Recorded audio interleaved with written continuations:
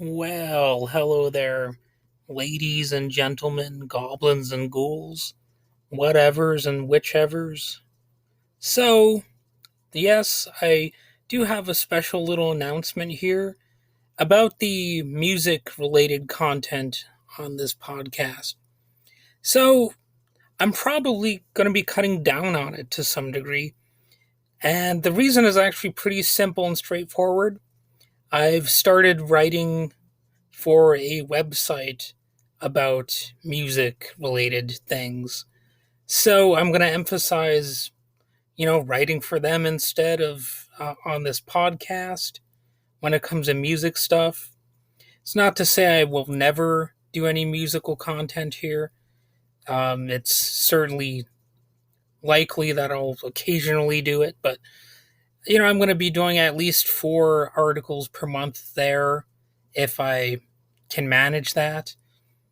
And obviously, if I'm writing little um, music reviews here, it's going to subtract from my doing that over there. So that's basically why I've decided upon that.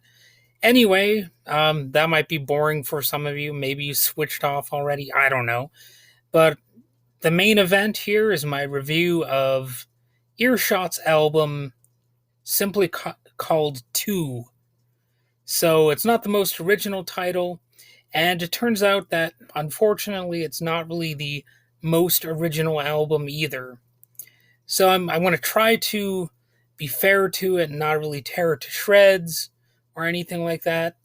And my main critique here is simply that it's just not original. It doesn't really stand out. So the band personnel, there's Will Martin on vocals and guitar, Scott Kohler on guitar, Mike Callahan on guitar, Johnny Sprague on bass, or maybe it's Sprague. I don't know. You know how things are pronounced differently. And also Chaz Stumbo on drums. So, what do I have to say about this more specifically?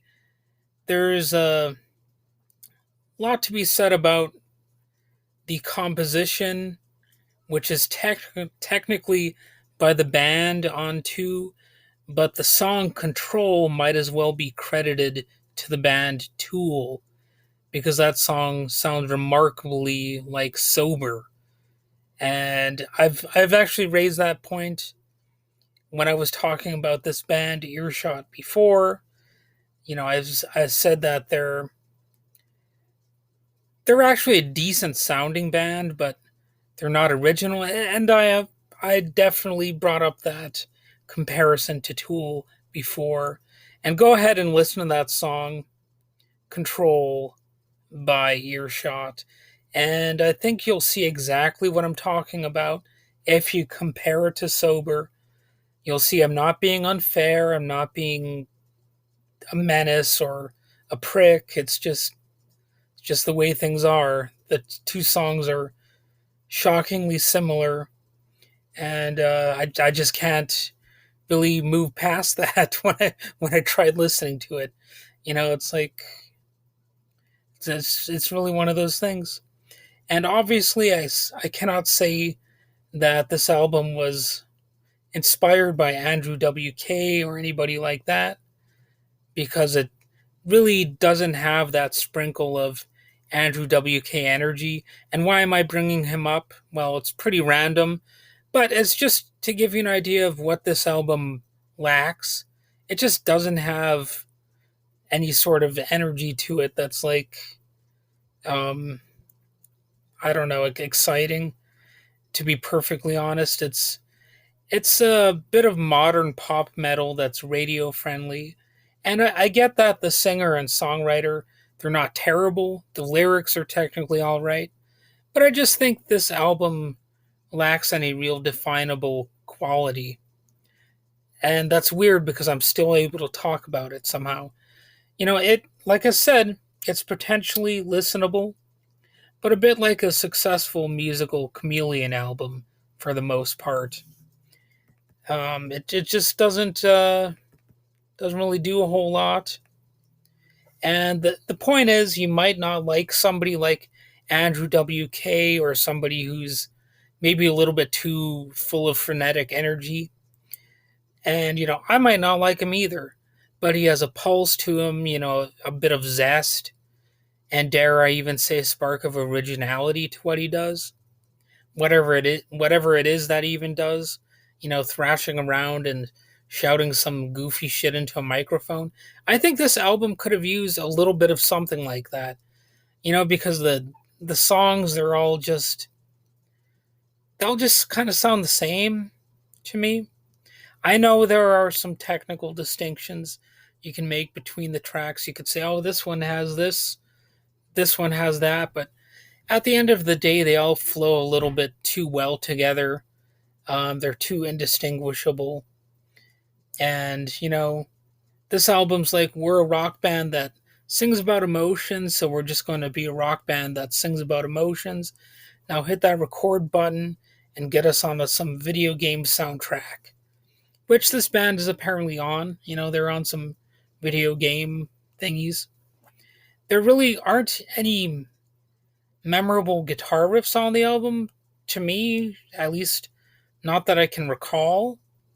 And, I'm not being unfair because there are obviously plenty of albums in existence where you will remember a riff like, oh, I don't know, the the intro to Holiday in Cambodia by the Dead Kennedys, or you know any number of songs really. For some reason I can't even think of any songs, but you know what I mean. Rolling Stones Can't Get No Satisfaction. There we go. That's a memorable riff, and it's a riff that could actually stick in your head after you're done listening to it. For some reason, to my ear anyway, this album just didn't grab my attention in the way that a catchy riff might. Obviously, the Beatles have some catchy riffs. I could go on and on. The Animals' House of the Rising Sun. Everybody who has heard that riff and who plays guitar pretty much instantly knows that song, unless they've lived under a rock, of course. And it would have been fine to me if they had just put in a song that was a little bit different here and there. Just have like two songs that like make the whole thing a little bit less monotonous, I guess. I mean that's really one of the struggles about music, because you do have a sound, but sometimes you should veer away from it to some degree to just say, hey, we tried something a little bit different on this track. You know, this track, like even the band Korn does that. Like they've got some tracks that have like bagpipes on them and whatnot. And there are definitely plenty of people who hate the band Korn, but you can't say that they totally lacked originality or whatever. I mean, you could be a person who has seething animosity toward Korn. Maybe you think they're the worst band ever. But I think even if you have that view of them, you pretty much have to admit that, hey, the band at least was kind of original. They were just pretty much objectively. There was no band that really sounded like them, at the time that they came out. That's one thing that you can say about them. What can you say about Earshot with this album? I don't know, man. I don't know. I can't really say anything that much. And, I don't recall anything like, oh, I don't know, an organ solo, like a keyboard solo or anything like that. I'm sure there are some songs that are peppered with a chromatic interval here and there. But even if they do that, the songs don't really feel chromatic, if you know what I mean. Like they just I don't know, they just worked them out, and they're like, we're gonna hit that record button. This is good enough. Some people are gonna like it, and really that's all they needed to do. They're just like a professional rock band. And there's a song called "Someone" that has some poppy, almost muse like vocals. And, of course, most of their lyrics seem to be about emotions and stuff, and that's fine. We all have emotions, but I don't remember any lyrics that stood out either, like that's one of the problems with people writing songs that are just about their emotions all the time because, you know, how many emotions do you have? Well, I think we can have a lot of different emotions, but are they adequately being conveyed in a song form, or does each song kind of have the same sort of emotions going through the entire album? And that's again part of the problem here. As I have said, Control sounds freakishly like Sober by Tool. Of course, they're far from the only band that sounds similar to something else. For example, I remember that Green Day's Brain Stew pretty much rips off Chicago's 25 or 6 to 4, and a lot of people kind of forgive them for that because it's sort of a descending riff. You're going to have some descending riffs that kind of sound similar and so on and so forth, but when it comes to this song, it just sounds too much like Tool. You can at least say that Brain Stew ultimately does have kind of a different feel from the Chicago song, even though you might prefer one over the other. And Green Day did seemingly rip that riff off a little bit. It still sounds different. It has a different feel. It's different enough to where you can probably say it's not a complete and total rip off. So on that note, I hate to keep picking on this band, but I kind of like to do it as well. I think this album could have used a bit of something like a long view if we're still talking about Green Day. That Green Day song begins with an upbeat yet casual drum beat played by Trey Cool, and then a catchy and memorable bass line by Mike Dirnt kicks in.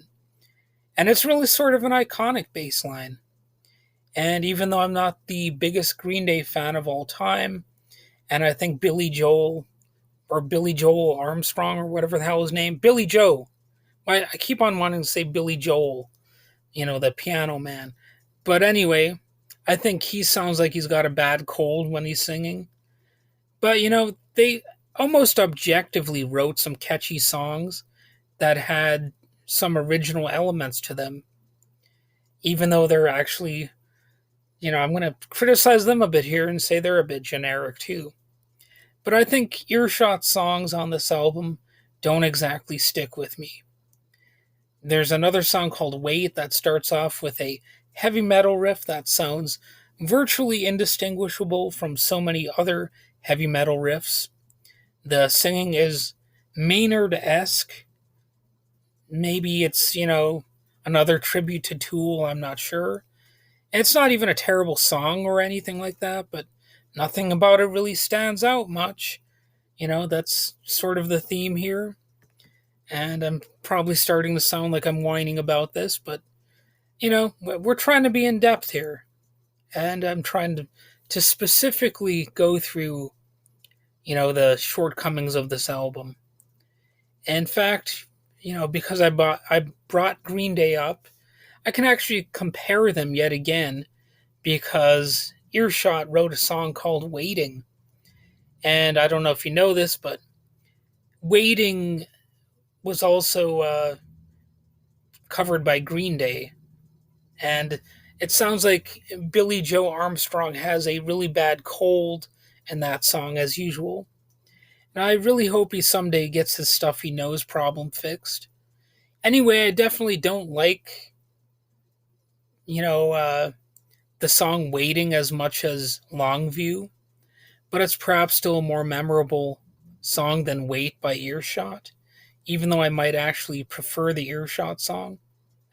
you know, that being said, Waiting, or The Waiting by Tom Petty and the Heartbreakers, which was released back in 1981, blows both of those songs out of the water. So, Actually, I now that I think about it, I don't think "Waiting" is a cover song. I think I'm getting it mixed up with the song that was on the Howard Stern Private Parts soundtrack. But anyway, before we're through, go ahead and hit that like or subscribe button or whatever the hell you can do. Even if you don't like this episode, go ahead and listen to my episodes anyway. Let it become a weird little endurance test for yourself or a ritual. Can you actually withstand this random guy's incessant chatter and annoying voice and critiques of, rock bands? Well, maybe you can, or maybe you can just play my podcast on a very low volume while you're out walking the dog, and you can boost my play numbers while getting some exercise and taking that precious little pet of yours out on a stroll. You know, good times, good times. And, if you boost my play numbers, that's how fortunes are made, you know, because it's all about the cha-ching. But anyway, that's really all I have to say. And, yeah, enough is enough.